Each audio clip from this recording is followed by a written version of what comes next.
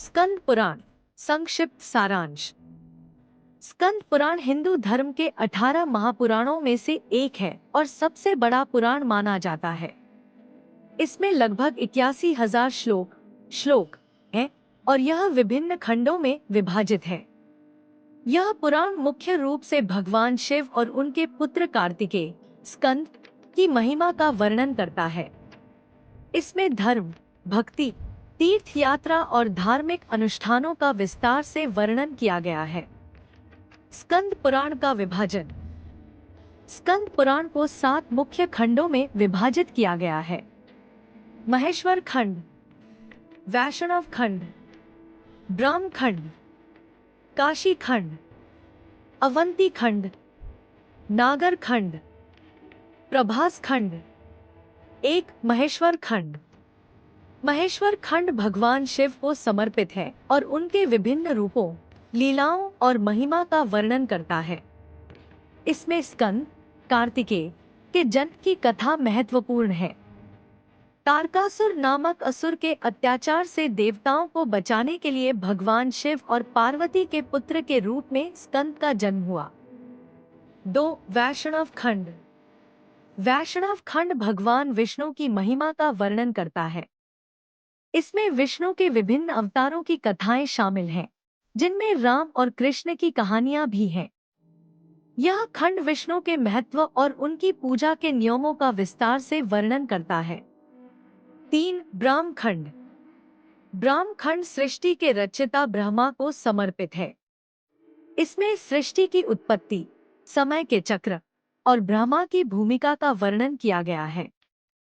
यह खंड सृष्टि के विभिन्न तत्वों और काल की अवधारणा का विस्तार से वर्णन करता है। 4 काशी खंड।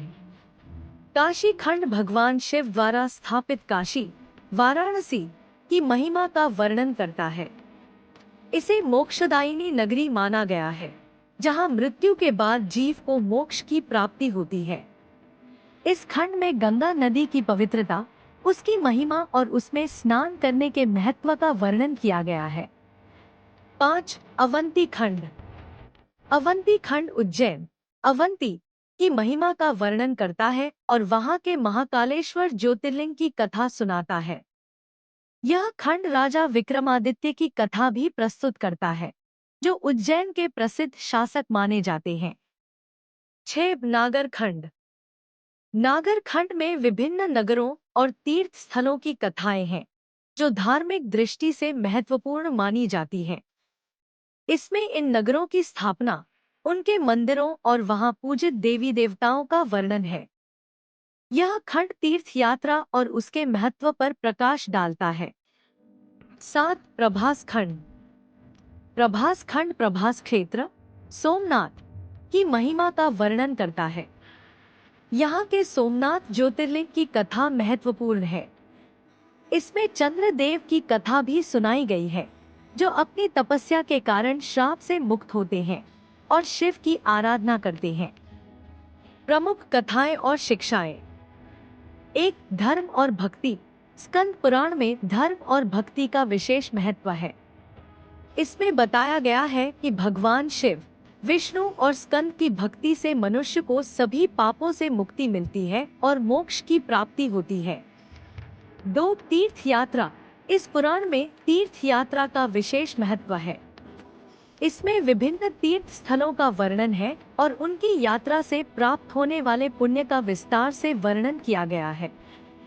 यह खंड बताता है कि तीर्थ यात्रा से मनुष्य के सभी पाप नष्ट हो जाते हैं और उसे मोक्ष की प्राप्ति होती है। 3 अनुष्ठान और पर्व। स्कंद पुराण में विभिन्न धार्मिक अनुष्ठानों और पर्वों का वर्णन किया गया है। इनमें शिवरात्रि, रथ सप्तमी और अन्य महत्वपूर्ण पर्वों का उल्लेख है। इन अनुष्ठानों का पालन करने से व्यक्ति को भगवान का आशीर्वाद मिलता है और उसका जीवन सफल होता है। 4 पौराणिक कथाएं और शिक्षाएं। इस पुराण में भगवान शिव, विष्णु और स्कंद से संबंधित विभिन्न पौराणिक कथाएं सुनाई गई हैं। ये कथाएं धर्म, नैतिकता और जीवन के गहरे अर्थों को समझने में सहायता करती हैं। स्कंद पुराण का धार्मिक महत्व। स्कंद पुराण हिंदू धर्म में एक महत्वपूर्ण ग्रंथ है। इसमें धर्म, भक्ति, अनुष्ठान और तीर्थ यात्रा का विस्तार से वर्णन किया गया है, जो जीवन के हर क्षेत्र में मार्गदर्शन करता है। यह पुराण न केवल धार्मिक दृष्टिकोण से बल्कि सांस्कृतिक और सामाजिक दृष्टिकोण से भी महत्वपूर्ण है। इसमें वर्णित कथाएं और शिक्षाएं आज भी प्रासंगिक हैं और जीवन में सत्य और धर्म का पालन करने की प्रेरणा देती हैं। निष्कर्ष: स्कंद पुराण हिंदू धर्म का एक महत्वपूर्ण ग्रंथ है, जो धर्म, भक्ति, तीर्थ यात्रा और अनुष्ठानों का विस्तार से वर्णन करता है। इसमें भगवान शिव, विष्णु और स्कंद की महिमा का वर्णन है और यह जीवन में सत्य, धर्म और मोक्ष के मार्ग का अनुसरण करने की प्रेरणा देता है। यह पुराण धार्मिक और सांस्कृतिक दृष्टि से अत्यंत महत्वपूर्ण है और आज भी इसे श्रद्धा के साथ पढ़ा और पालन किया गया